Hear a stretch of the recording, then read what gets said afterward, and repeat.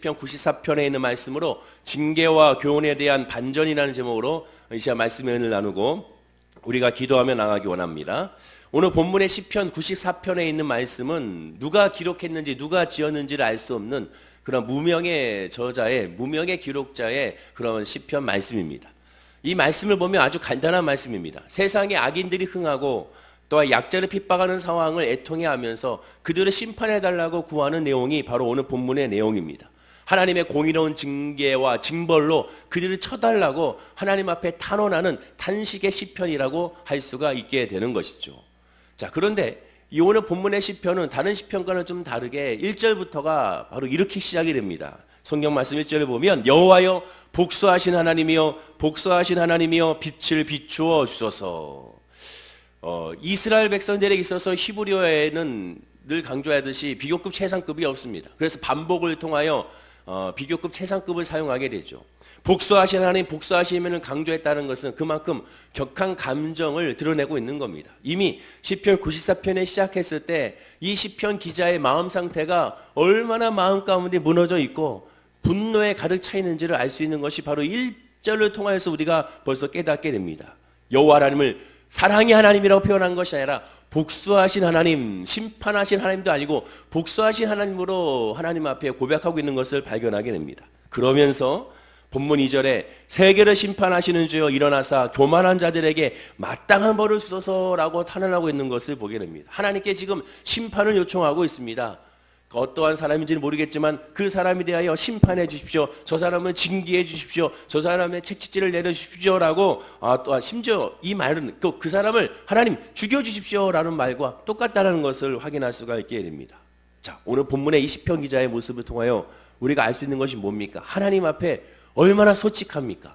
하나님 앞에 얼마나 솔직하게 고백하고 있습니까? 자기의 있는 마음 상태를 그대로 하나님께 지금 토해내고 있는 것을 보게 됩니다. 하나님에 대해서도 복수하신 하나님 반복하면서 자기의 마음을 하나님께 그대로 다 드러내고 있습니다. 그래서 기도라는 것은 이 시편에 있는 말씀과 같이 내 마음을 그대로 토해내야 됩니다.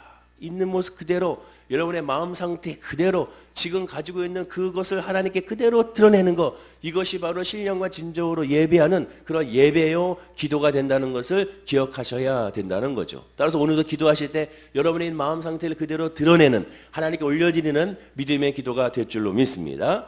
자, 그런데 본문의 시편 기자를 보십시오. 이렇게 솔직하게 하나님 앞에서 기도하는데 이어지는 4절에 보면 또한 이렇게까지 말합니다. 4절에 보면 그들이 마구 짓거리며 오만하게 떠들며 죄악을 행하는 자들이 다 자만하나이다 라고 말하고 있습니다. 그들이 다 짓거린다 라고 말하고 있죠.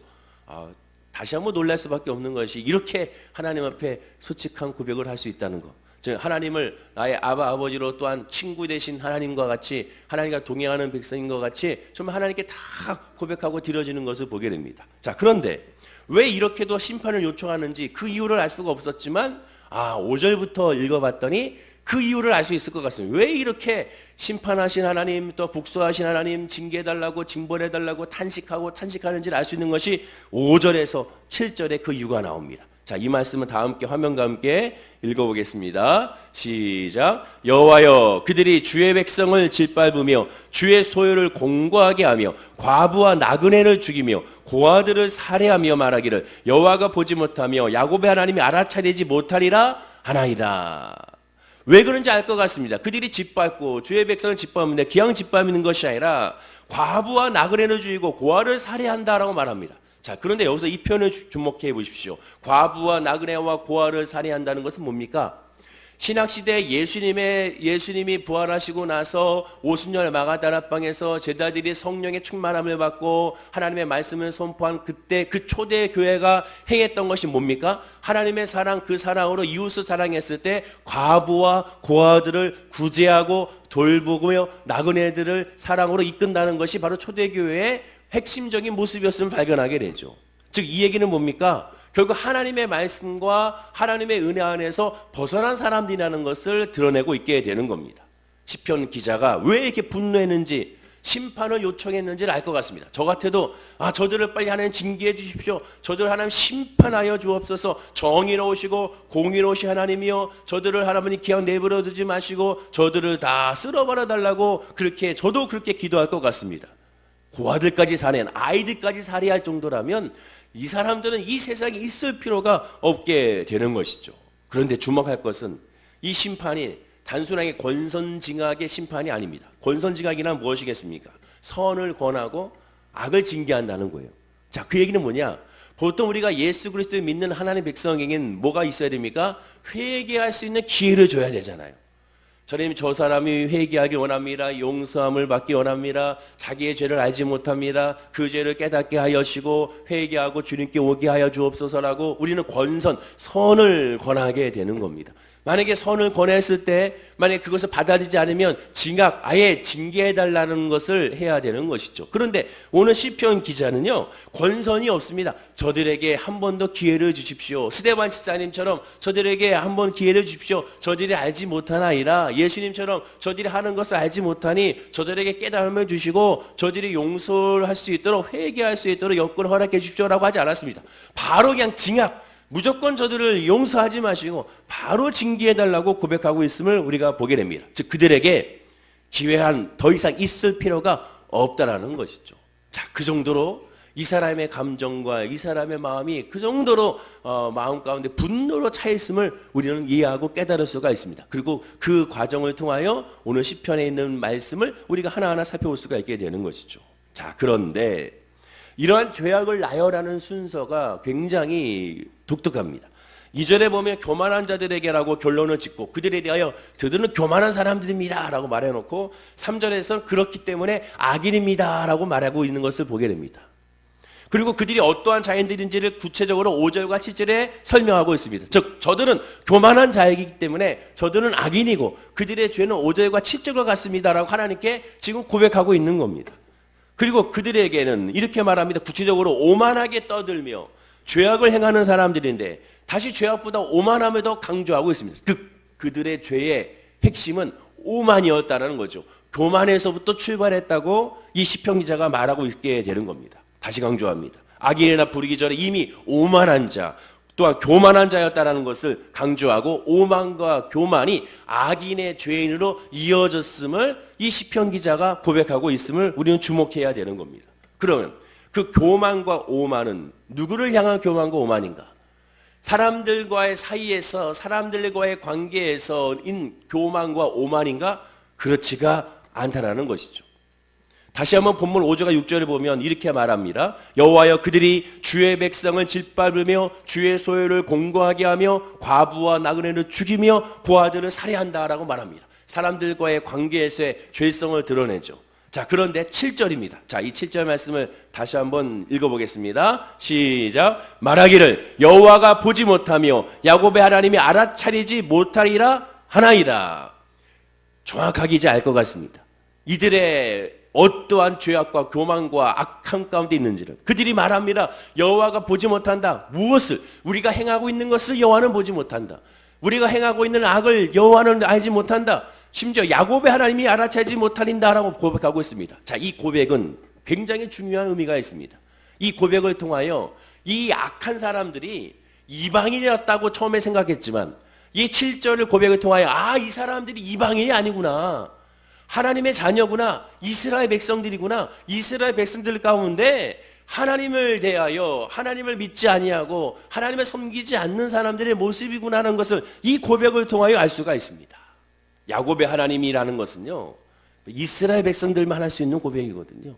즉 그들에게 있어서의 표현입니다. 즉 이 말은 이방인들 향하여 지금 시편 기자가 주여 저들을 심판하여 주옵소서, 저들을 징계해 주옵소서를 고백한 것이 아니라 같은 믿음의 사람들끼리, 성도들끼리, 같은 울타리는 사람들끼리 이러한 악행을 저지르고 있음을 발견하고 그것에 대하여 하나님께 지금 심판해달라고 요청하고 있게 되는 겁니다.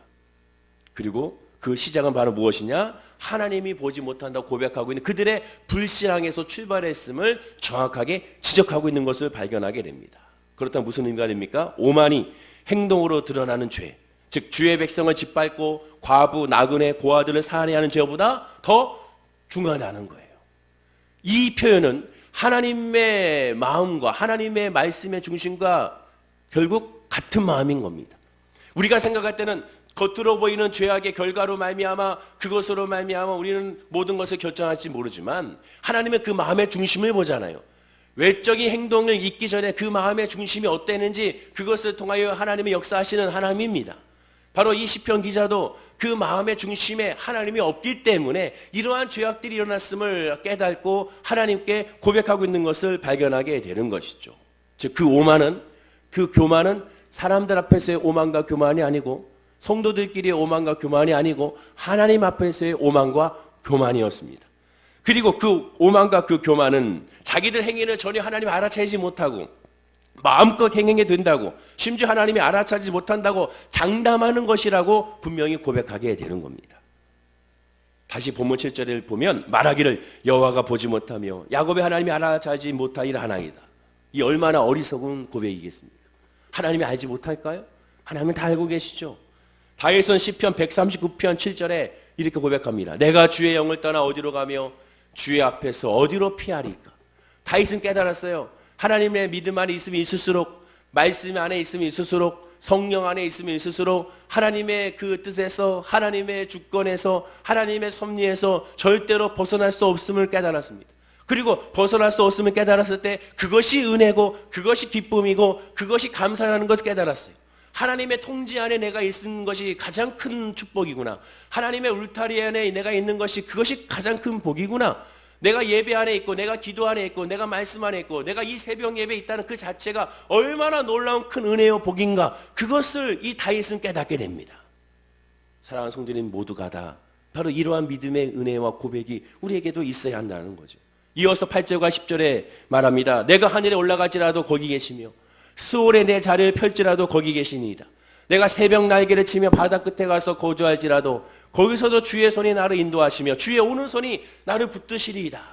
내가 어느 곳에 있든지, 내가 하늘에 있을지라도, 즉 천국에 있을지라도, 내가 수월에서 내 자리를 펼지라도, 지옥에 있을지라도 하나님은 내가 어디 있든지 간에 하나님 그 자리에서 하나님은 나를 보호하시는데 어떻게 오른손을 피셔서 나를 보호하신다는 그런 믿음의 고백이 다윗에게 있었습니다. 즉 하나님의 은혜의 울타리에 십자가의 복음에서 벗어날 수가 없다는 거예요. 그리고 그것이 큰 은혜고 그것이 큰 복이라는 겁니다. 그러니 하나님 앞에 엎드릴 수밖에 없다는 것이 다윗의 고백이었습니다.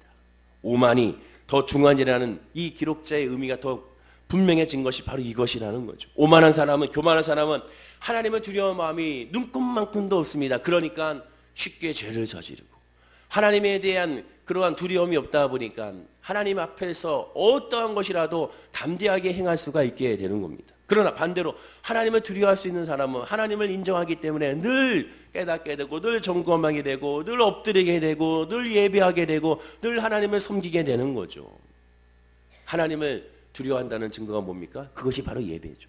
하나님을 두려워하지 않는다는 증거가 뭡니까? 그것도 역시 예배가 되는 겁니다.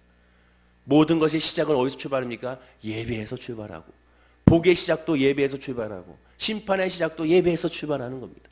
하나님을 예배하느냐 예배하지 않느냐, 곧 예배가 믿음의 섭경이기 때문에 그렇습니다. 그러므로 악행은 교만에서, 교만은 하나님을 거역하는 데서 나오게 되는 것이죠. 자, 그리고 본문 8절과 10절에 이렇게 말합니다. 자, 이 말씀 한번 화면과 함께 읽어볼까요? 자, 시작. 백성 중에 어리석은 자들아 너희는 생각하라. 무지한 자들아 너희가 언제나 지혜로울까. 귀를 지으시니가 듣지 아니하시랴. 눈을 만드시니가 보지 아니하시랴. 무백성을 징벌하시리. 곧 지식으로 사람을 교훈하시니가 징벌하지 아니하시랴. 교만, 즉 하나님을 두려워하는 것이야말로 가장 큰 어리석음이라는 거죠.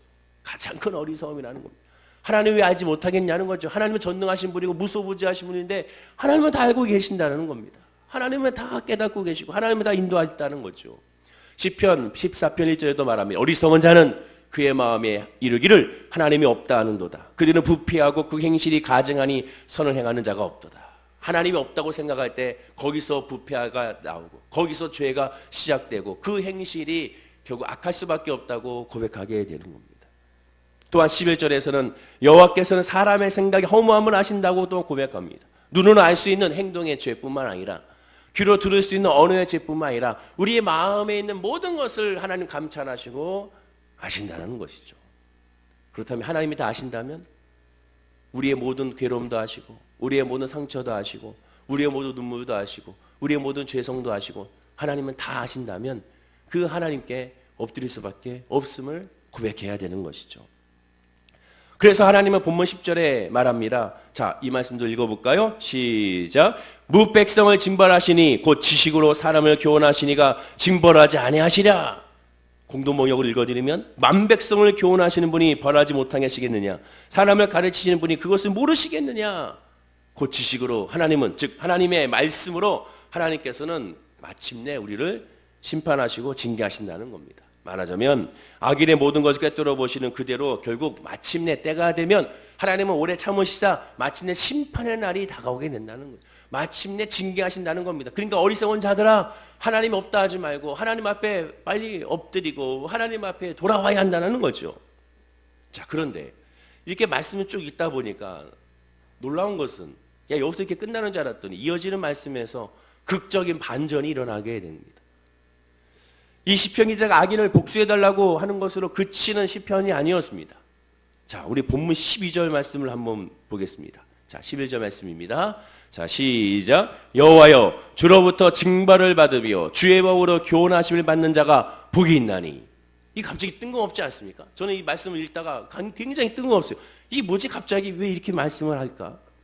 복수하신 하나님, 복수하시는 징계하신 하나님, 징벌하십시오. 저들을 심판하시오라고 계속 이 시편 기자가 요청하고 있는 겁니다. 지금 기도하고 있는 거예요. 하나님 앞에 자기의 마음을 쏟아내고 있는 겁니다. 하나님 징계해 주십시오. 저들을 빨리 심판하여 주옵소서. 어찌 저들을 저렇게 내버려 두시나이까? 저 오만하고 저 교만한 자들을 하나님 빨리 치십시오라고 계속 기도하고 있다가 갑자기 뜬금없이 12절에 여호와여, 주로부터 징벌을 받으며 징계를 받으며 주의 법으로 교훈을 받는 자는 복이 있습니다라고 말합니다.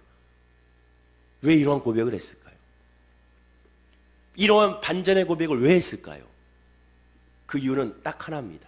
하나님 앞에 지금 기도하고 있기 때문에 그렇습니다. 자기의 속마음을 사람에게 쏟아낸 것이 아닙니다.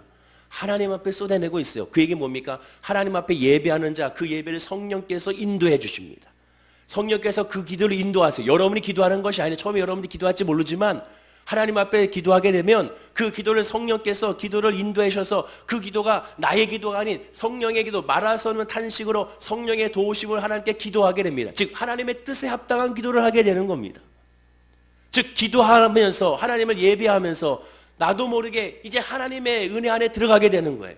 하나님의 뜻 아래 내가 들어가게 되는 거예요. 성령의 구름기둥과 불기둥으로 내가 가게 되는 거예요. 하나님과 이제 동행하게 되는 거예요. 그리고 하나님의 마음을 알게 되는 거예요. 하나님의 뜻을 깨달아 알게 되는 거예요. 그것이 예배고 그것이 믿음의 사람의 변화인 겁니다. 그것이 영혼이 잘 되는 것입니다. 그러므로 범사가 잘 되고 강건하게 되는 겁니다.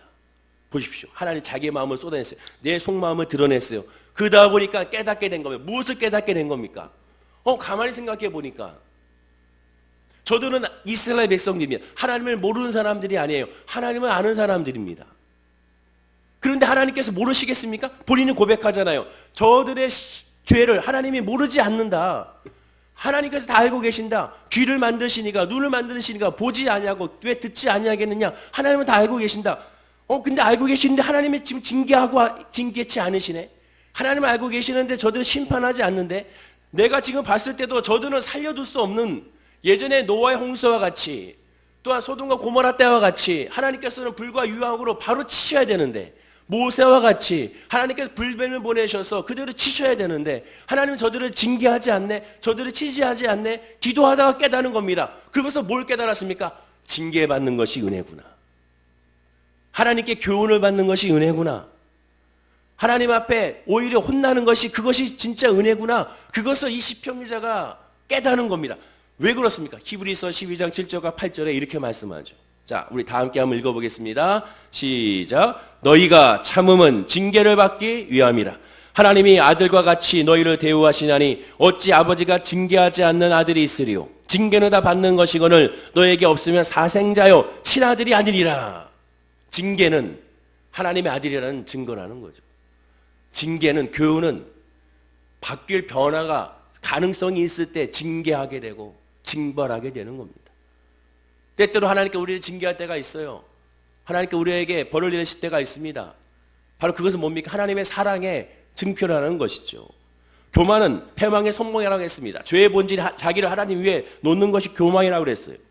교만에서 벗어나려면 하나님의 내 마음의 생각까지 언제나 어디서든지 정확히 아신다는 사실을 결코 잊지 말아야 되는 겁니다. 로마서 6장 23절 말씀처럼 죄의 싹은 사망이기 때문에 늘 하나님의 말씀 안에서 하나님께 엎드려요 하나님의 징계를 달게 받아야 되는 거죠. 하나님의 교훈을 달게 받아야 됩니다. 그것이 하나님의 사랑의 표현이기 때문에 그렇습니다. 그리고 하나님의 공의는 하나님이 반드시 세우십니다.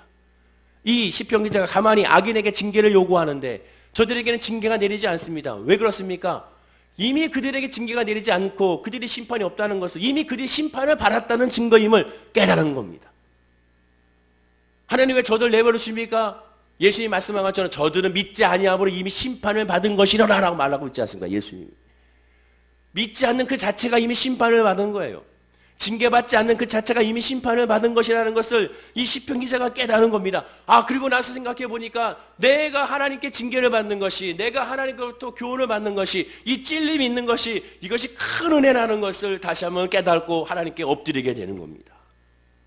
심판을 요구했다가 징폐와 징계가 하나님의 사랑이 관심인 것을 깨달아 그 은혜와 사랑 안에서 이 시편 기자가 기뻐하게 됐습니다. 그리고 반전적인 고백을 하게 되죠. 본문 22절 말씀입니다. 자, 우리 다 함께 한번 읽어볼까요? 시작. 여호와는 나의 요새시요 나의 하나님은 나의가 피할 반석이시라. 굉장히 뜬금없지 않습니까? 왜 이런 고백이 나왔습니까? 자기가 기도하다가 깨달은 거예요. 하나님의 은혜를 깨달은 거예요. 여호와밖에 없다는 걸 깨달은 겁니다. 여호와께 나의 힘이요 나의 요새시요 나의 반석이시요 나의 모든 것이라는 깨달은 겁니다. 그리고 나서 더 이상 이제 하나님 앞에 다른 고백을 하는 것이 아니라 주님만 바라보게 된 것이죠. 이것이 바로 기도의 모범입니다. 사랑하는 성도님, 2018년도에 한번 뒤돌아봤을 때 어떤 모습이 있었습니까? 혹시라도 하나님께 징계를 받은 게 있나요? 왜 이렇게 안 될까? 왜 이렇게 어려울까? 도저히 이건 아닌데 하나님의 징계인지 아닌지 하나님의 책징인지 아닌지 알 수 있는 것은 영적으로 분명히 그 상황을 보면 알 수가 있게 됩니다. 내 실수로 됐는지 내 욕심으로 됐는지 하나님으로부터 왔는지는 분명히 깨닫게 되죠. 그러나 그것을 여러분 고난이 다가오고 역경이 다가와도 실망하지 마십시오. 그렇다면 그것은 하나님의 사랑의 표식입니다. 하나님께로 갈 수 있는 은혜입니다. 주의 교훈과 책망은 우리에게 기쁨이 되는 복이 되는 겁니다. 왜? 그만큼 하나님께로 돌아올 수 있는 기회가 됐기 때문에 그렇습니다.